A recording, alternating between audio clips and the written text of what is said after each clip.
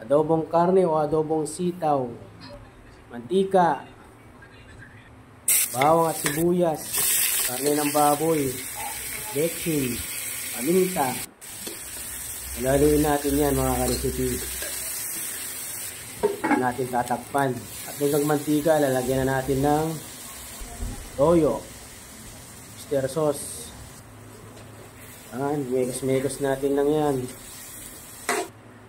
Kaya natin dadagdagan ng tubig. Yun, tatakpan natin ulit mga ka-recipe. Ilalagay na natin dyan yung sitaw.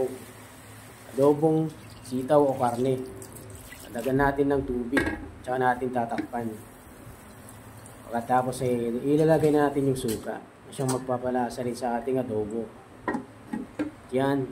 At yan yung ating finished product mga ka-recipe. Sana ay nag-enjoy kayo sa inyong panonood.